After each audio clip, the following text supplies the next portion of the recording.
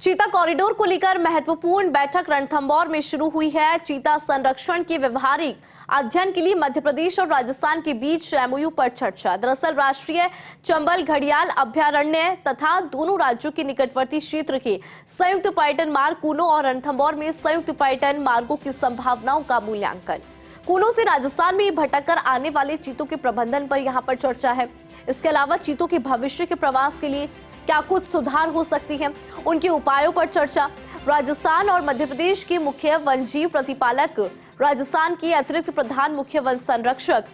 मध्य प्रदेश के अपर प्रधान मुख्य वन संरक्षक, इसके अलावा मुख्य वन संरक्षक एवं क्षेत्र निदेशक रणथंभौर और मुकुंदरा संचालक परियोजना चीता प्रोजेक्ट शिवपुरी, मध्य प्रदेश वन मंडल अधिकारी कूनो राष्ट्रीय उद्यान श्योपुर, डीसीएफ रणथंभौर, करौली, मुकुंदरा, कोटा, चित्तौड़ और 12 राष्ट्रीय बाघ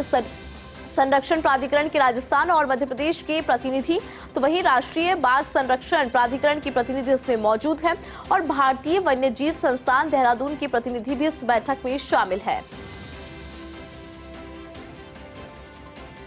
अधिक जानकारी लेंगे, हमारे साथ हमारे एसोसिएट एडिटर निर्मल तिवारी जी फोन लाइन पर हैं। निर्मल जी, चीता कॉरिडोर को लेकर जो महत्वपूर्ण बैठक है, जिसकी हम लगातार चर्चा भी कर रहे थे कि कितनी ज्यादा खास ये बैठक होने वाली है, वो शुरू हुई है, क्या जानकारी और इस बैठक के अंदर कौन कौन से पॉइंट्स है निर्मल जी जिस पर चर्चा होनी है? देखिए इंदु,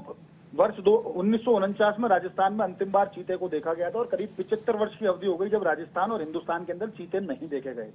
लेकिन प्रधानमंत्री नरेंद्र मोदी के प्रयासों से अफ्रीका से चीते लाए गए। कूनो राष्ट्रीय अभ्यारण्य के अंदर चीतों को बसाया गया और चीतों की आबादी भी लगातार वहां पर बढ़ रही है। उसके बाद से ये हो गया था कि राजस्थान में भी चूंकि चीतों के लिए स्टडी हुई थी, खासकर 12 शाहबाद का जो क्षेत्र है मुकंदरा में वहां स्टडी की गई थी, उससे पहले जैसलमेर भी की गई थी। इन सब क्षेत्रों को चीते के मुफीद माना गया था, लेकिन काम नहीं हो पा रहे थे। लेकिन मुख्यमंत्री भजनलाल शर्मा ने जैसे ही प्रदेश में मुख्यमंत्री का पद संभाला, उन्होंने वन्य जीवों के प्रति दिखाया अपना जज्बा और कहा कि उनकी मंशा भी है कि प्रदेश के अंदर भी एक बार चीतों की दोबारा बसावट की जाए। और इसीलिए उन्होंने बजट में इस बात की घोषणा करवाई कि प्रदेश के अंदर चीता प्रोजेक्ट पर काम शुरू होगा। इस चीता प्रोजेक्ट को लेकर के 2 बार मध्य प्रदेश और राजस्थान के अधिकारी मिल चुके हैं, लेकिन आज एक फाइनल बैठक हो रही है जिसमें मुख्य वन्यजीव प्रतिपालक Pawan Upadhyay, APCC wildlife Rajesh Gupta, field director Anoop Kehar और तमाम जो दूसरे अधिकारी हैं, रामचरण खैरवा की बात करें, रामकरण खैरवा की, दूसरे जो अधिकारी है वो शामिल है और मध्य प्रदेश के इसमें मुख्य वन्यजीव प्रतिपालक और कूनो के और गांधी सागर के जो अधिकारी हैं वो इसके अंदर मौजूद हैं।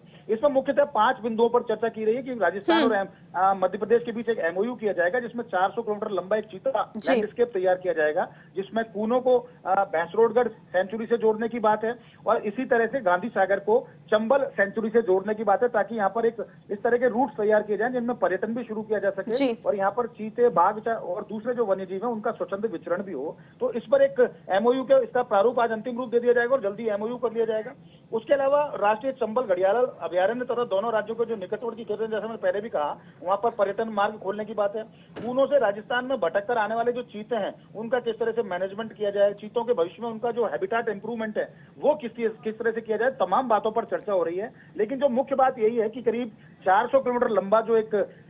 कॉरिडोर, चीता कॉरिडोर तैयार किया जाएगा, एक लैंडस्केप तैयार किया जाएगा, उसके लिए राजस्थान पूरी तरह से तैयारी कर चुका है। माना यह जा रहा है कि जल्द ही राजस्थान के अंदर भी, जैसे ही कूनो के बाद गांधी सागर चीते आएंगे, उसके बाद राजस्थान में भी चीतों को लाया जा सकता है, जिसके बाद राजस्थान जो 75 वर्षों से चीतों के नाम पर राजस्थान के अंदर सूनापन था वो तो मिट ही जाएगा और एक नया बिग कैट फैमिली का जो सदस्य है वो राजस्थान में प्रवेश कर जाएगा। यानी हमारे यहाँ हम देखते हैं कि टाइगर हमारे यहाँ पर मौजूद है, लेपर्ड यहाँ पर मौजूद है